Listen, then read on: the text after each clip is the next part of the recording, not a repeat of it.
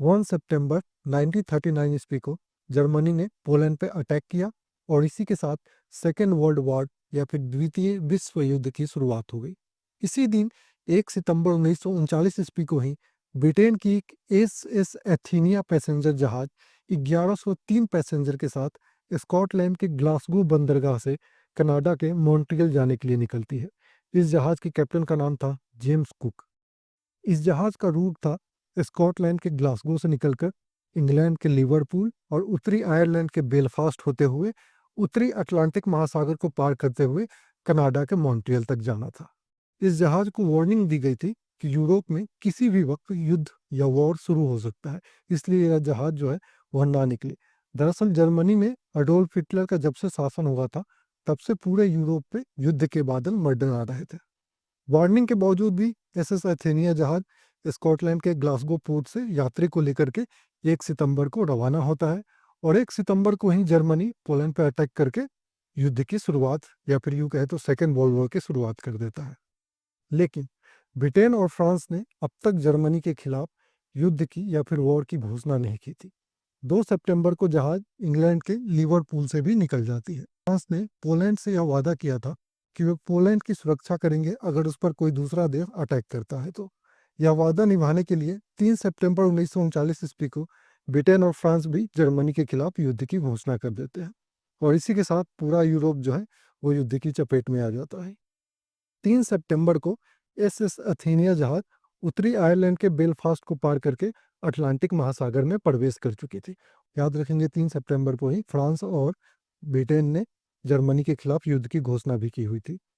3 सितंबर को ही शाम के वक्त अटलांटिक महासागर में एक जर्मन यू बोट या फिर जर्मन सबमरीन की नज़र ब्रिटेन की इस एसएस अथेनिया जहाज पर पड़ती है।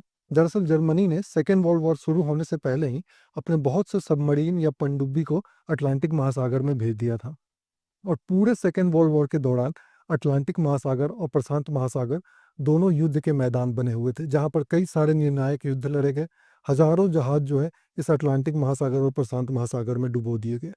3 सितंबर को करीब 7 बजे जर्मन सबमरीन U-30 ने एसएस अथेनिया जहाज पर पहली बार टॉर्पीडो से अटैक किया। जहाज पर सवार लोगों को तो पहले लगा कि जहाज किसी आइसबर्ग से टकराया है, जैसे टाइटैनिक जहाज के साथ हुआ था।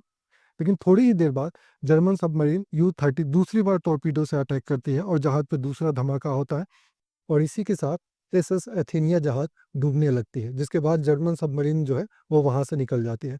जहाज के क्रू मेंबर जो है वो मदद के लिए सिग्नल भेजते हैं। अटलांटिक महासागर में स्थित कई ब्रिटिश और अमेरिकन जहाज मौके पर पहुंचते हैं। जहाज में सवार 117 लोगों की जान चली जाती है, बाकी लोगों को बचा लिया जाता है। यह सेकेंड वर्ल्ड वॉर का पहला विक्टिम जो है वो एसएस एथेनिया जहाज ही था।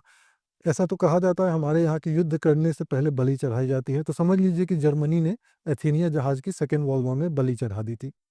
मरने वालों में 54 लोग जो थे वो कनाडा के थे और 28 लोग जो थे वो अमेरिका के थे। जर्मनी को ऐसा लगा कि कहीं अमेरिका भी इस युद्ध में जर्मनी के खिलाफ सेकेंड वर्ल्ड वॉर में शामिल ना हो जाए, क्योंकि इस एसएस अथेनिया जहाज वाले कांड में जो है वो 28 लोग जो मरे थे वो अमेरिका के भी थे। इसलिए जर्मनी ने साफ-साफ इस बात से इनकार ही कर दिया कि उसने एसएस अथेनिया जहाज के ऊपर कोई अटैक किया या फिर उसके किसी सबमरीन ने एसएस अथेनिया जहाज को डुबो दिया। जर्मनी ने उल्टा इल्ज़ाम ब्रिटेन पे लगाया कि ब्रिटेन ने जर्मनी को बदनाम करने के लिए खुद ही एथेनिया जहाज को डुबोया है और अब इल्ज़ाम जो है वो जर्मनी पे डाल रहा है। जब सेकेंड वर्ल्ड वॉर खत्म हुआ, तब जर्मनी के नेवी कमांडर और ऑफिसर्स ने इस बात को स्वीकार किया कि एसएस अथेनिया जहाज जो है वो उनकी सबमरीन U-30 के द्वारा डुबोया गया था। पूरे सेकेंड वर्ल्ड वॉर के दौरान जर्मनी सबमरीन या फिर जर्मन की यू बोट ने लगभग 3000 जहाज या फिर जिसमें नेवी शिप और मर्चेंट शिप दोनों शामिल थे, उनको अटलांटिक महासागर में डुबोया था। लगभग 3000 शिप को। ठीक है।